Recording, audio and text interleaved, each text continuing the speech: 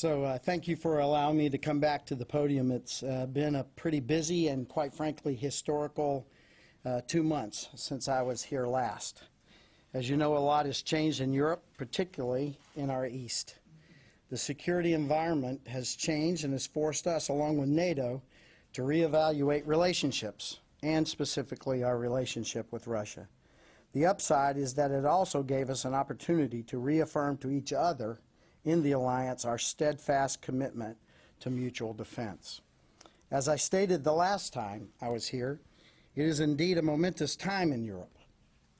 But with the support of our partners and allies in Europe and NATO, we will face these challenges like we have in the past, together, and work toward our vision of a Europe whole, free, and at peace.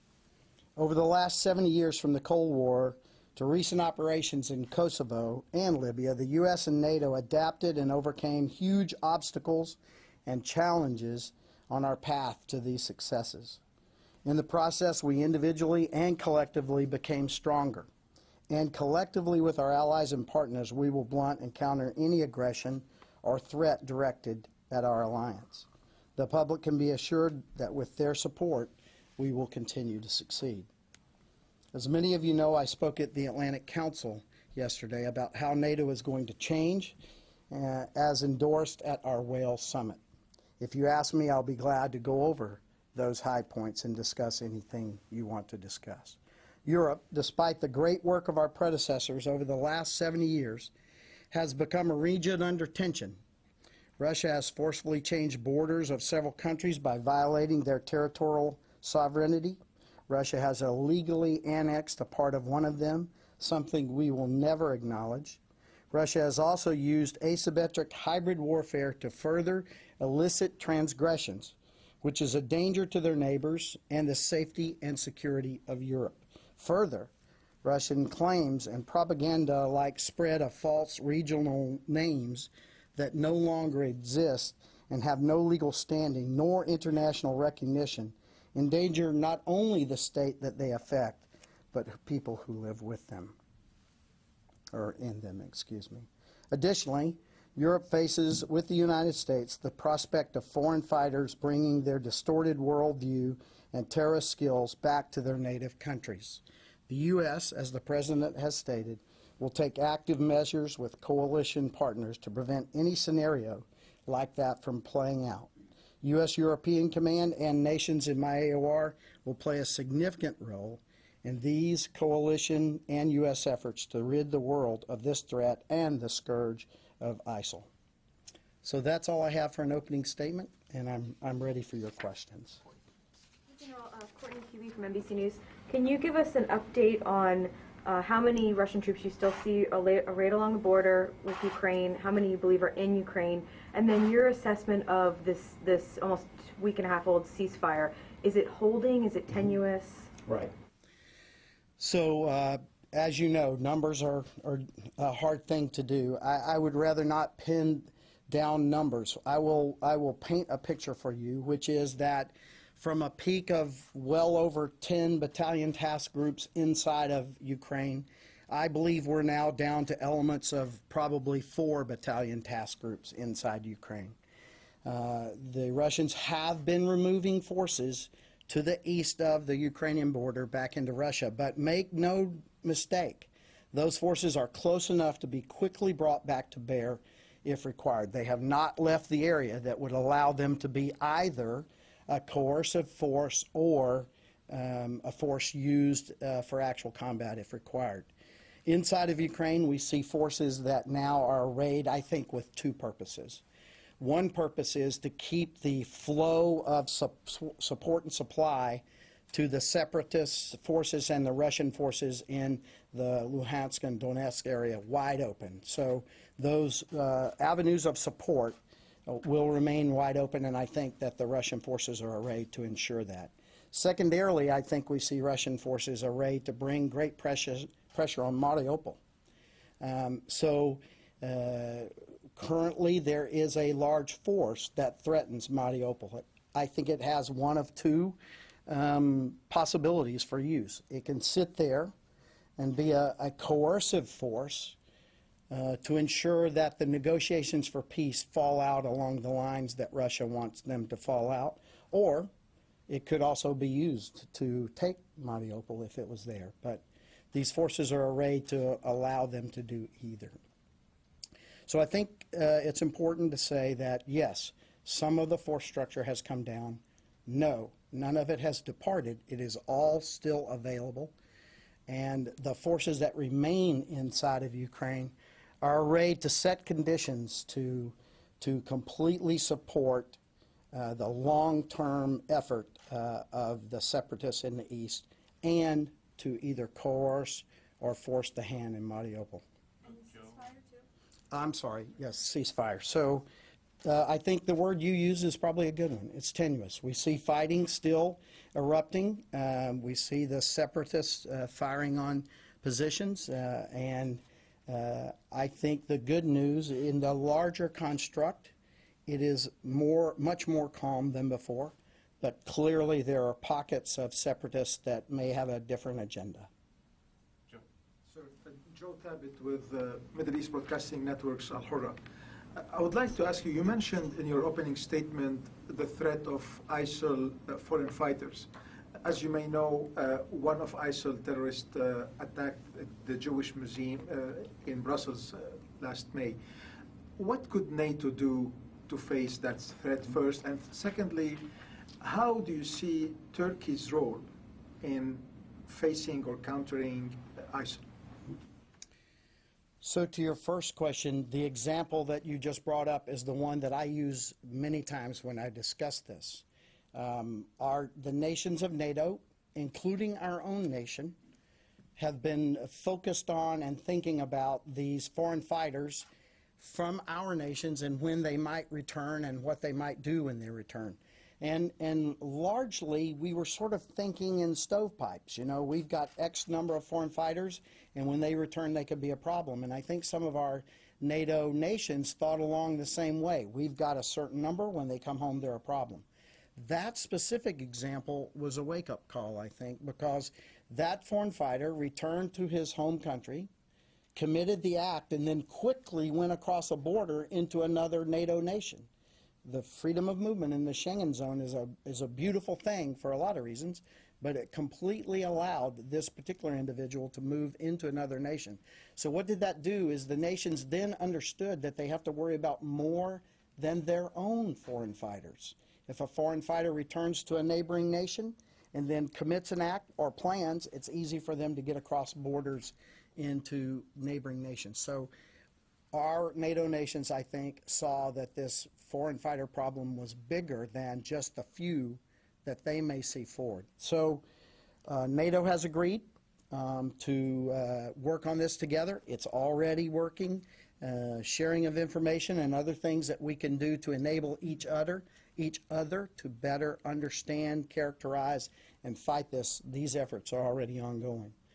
Turkey is a key ally in our alliance. Turkey is on the border with the nation where a lot of these foreign fighters are being trained and utilized, and so they will be absolutely key to stopping that flow, or key to being a part of understanding how to address it.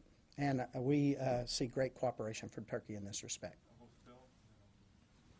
General Phil Ewing with Politico. I wanted to ask a quick follow-up to Courtney's question and then one on NATO. Can you give us a sense about the operational tempo for the Baltic air policing and other NATO-allied warplanes that are on the eastern border? How often do Russian aircraft come across? How often are there encounters between those forces? And coming out of Wales, the NATO very high readiness force that the member states talked about, can you go through the process going forward about who will decide when, about what is in that force, and specifically what units the U.S. could contribute? Okay, so to your first question about Baltic air policing and what we see there. The operational tempo of Baltic air policing will continue as you see it today as far as the NATO contributions to Baltic air policing. If you remember months ago when we first had Crimea, and this brought concern by the nations, SHAPE, my headquarters, was tasked to develop an set of assurance measures and they were to be air, land, and sea in the north, center, and south. So a comprehensive set of operations. So the air piece is just one of those assurance measures. And what we have done is stepped up such that we used to have one Baltic Air Policing location in Cholet, and then we opened a second Baltic Air Policing in Amari in Estonia. And then we added other locations where we flew air policing and normal exercises in Poland and Romania and other places. We will maintain the tasking. It was reaffirmed in the summit that we will have assurance measures in the same capacity and type that we have now. We will maintain those assurance measures until we make the permanent adaptations that are described by the Readiness Action Plan, the RAP as we call it, that was addressed at the summit. So you can see that our efforts, which really did a good job of assuring our nations, those assurance measures will remain in effect at the current level until we get the adaptation in. There was a short spike in engagements, but truly, if you look at the trend of Russian flights and engagements in the northeast part of our alliance, they're fairly traditionally normal. We see a lot more activity across the borders in Russian aviation, but those are not the aviation that come along the borders and we have traditionally reacted to as a function of our air policing. Do you understand that difference? Good.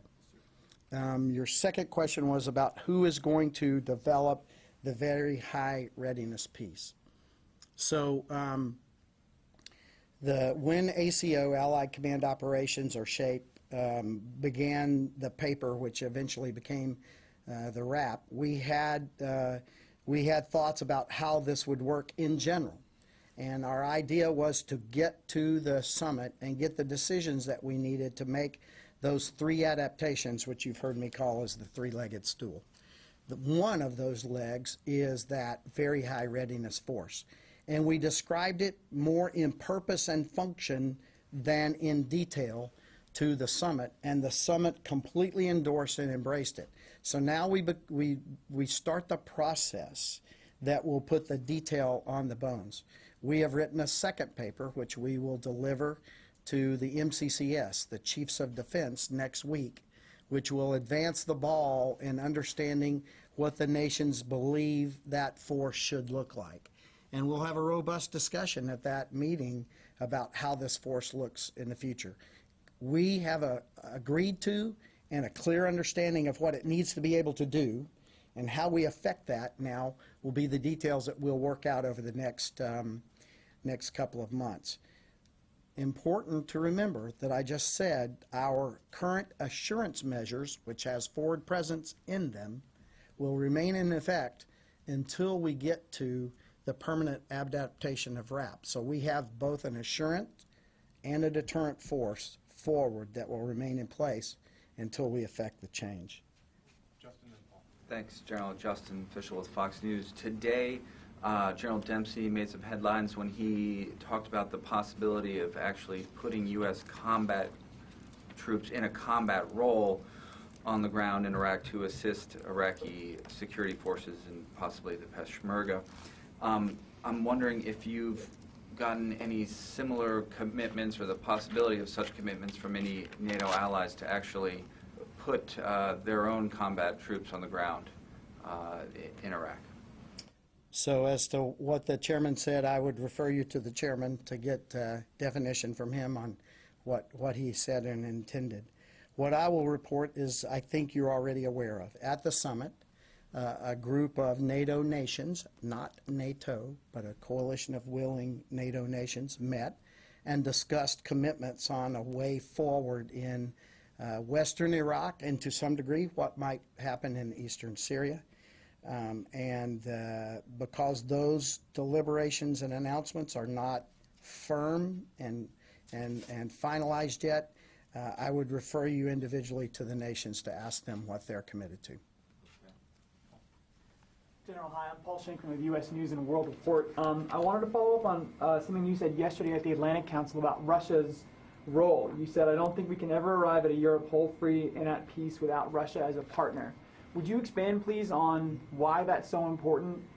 And then, leaving aside the politics of it, what role does NATO play in arriving at that conclusion?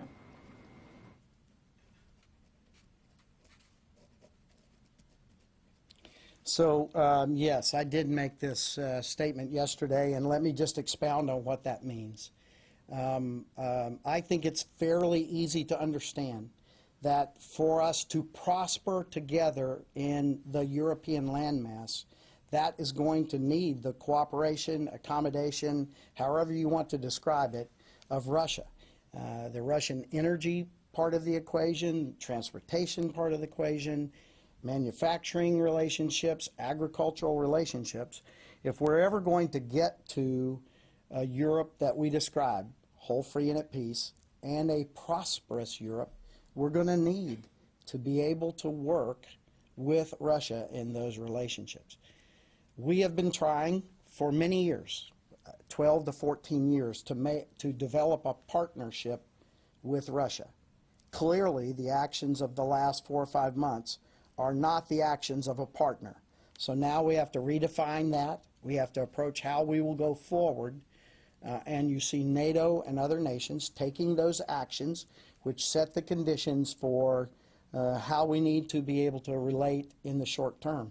But in the long term, we're going to have to reach accommodation of some sort and understanding in order, I think, to move forward for a prosperous Europe. I think Russia has to be a part of a prosperous Europe, and so that's kind of what I said. So how does NATO fit into that? Well, there are a lot of bilateral relationships in NATO with Russia, which will be a big part of defining the future, both fiscally and militarily. We in NATO are held together, as you know, because we share common values, common morals. And what we would hope is to build a Europe that shares those common values and common morals. Changing international borders by force is not a part of that framework. And that's what we've got to work through in the short term. General, Andrew Tillman with Military Times. You mentioned a few minutes ago that the assurance measures will continue. I'm wondering, does that specifically include the rotational presence of the U.S. forces that had been shifted eastward over the past several months? And if so, can you offer any further clarity on your thinking about long-term force levels in EUCOM? I think last time you were here, you said that before there was any discussion of maybe ticking them upwards, you wanted to put a hard stop on the drawdown that had been underway up until earlier this year. What's the status of that? Is there still some drawdown on the table? Has there been kind of an implicit hard stop put on that? Do you think that we might move a tick upward in the future? So the simple answer to your first question about will the U.S. participation in the rotations in the current force presence continue, the simple answer is yes. We, as you know, the assurance measures that we effected very quickly involved European-based forces, the 173rd, elements of the 173rd in 4 locations, the 3 Baltics and Poland. Those forces will be relieved in October by a U.S.-based force. And we plan to, as I mentioned earlier, we were given the task during the summit to maintain these assurance measures until we were able to put in place the longer-term adaptations that we agreed to in the RAP. And so U.S. forces will be a part of that rotational force that continues, and U.S. forces will be a part of that longer-term adaptation. What I have said several times about EUCOM forces is the bottom line, is straightforward. Currently, sequestration is the law of the land. Sequestration will make all of the services get smaller. As the services get smaller, there is pressure on overseas forces. Currently, there are changes to overseas forces on the books, and this is a physics problem. Those changes are on automatic and will happen unless readdressed. And so I have talked to leadership here about a function to readdress those decisions, because those sequester decisions were clearly made before Russia, Crimea.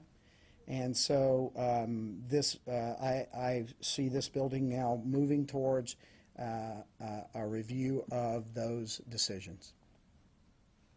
And the longer-term status in EUCOM, I have been, quote, on record before, and that is, I believe that we still have infrastructure that could be brought down, and I support the ECI study that works on that.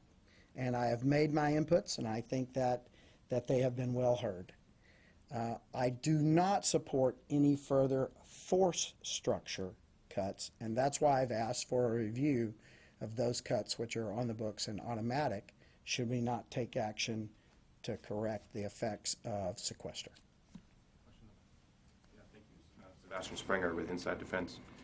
I understand you recently met with National Guard state officials because the National Guard has this relationship with Eastern European countries. What role do you ascribe that program in this bigger context? And how do you perhaps in that space understand Russian concerns that their immediate neighbors are, tying themselves to the United States, which in turn leads to the conflict that we're seeing today? First of all, I don't agree with the supposition that you made at the end of your question that these associations lead to the conflict. I don't agree with that. So we do have a magnificent program with the National Guards, Air and Army National Guards, called the State Partnership Program. In fact, the State Partnership Program between California and Ukraine is a robust one that we expect to continue long into the future. But our National Guards bring an incredible capability to me as a COCOM forward. Why is that? Because these relationships that are built in these long-term state associations with our nations, they build trust, they build relationships, confidence with these forward nations.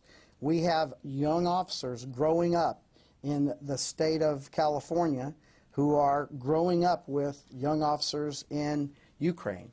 And some of these nations have had these associations for almost 2 decades. And so these officers and these militaries have formed long-term relationships which are incredibly valuable. And these state partnership programs are well funded. And so as the budget in EUCOM comes down, and my ability with our active forces to engage with the nations is challenged, we still have a robust program supported by the National Guards. And so these are great programs. I've said it now 3 times, so I'll stop with that adjective. But the bottom line, this is a very strong program that is a large and growing part of our outreach to many nations. And again, the program with Ukraine will continue into the future. These are long-standing programs. They are not a result of Russia. They should not be connected in any way, as you sort of alluded to, increasing tension. These are long-term programs which should continue.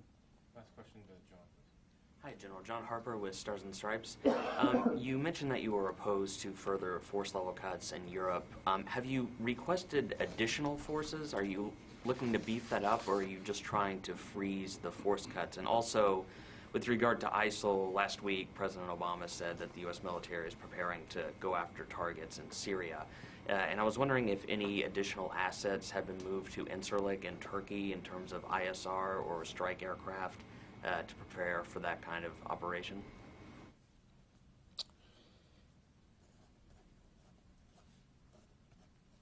Okay, to the additional forces piece.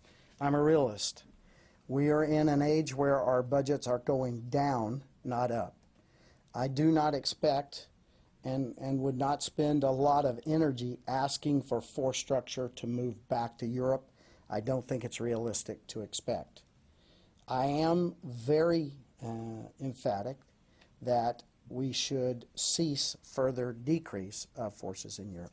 Now, so how do we address the additional challenges which we see.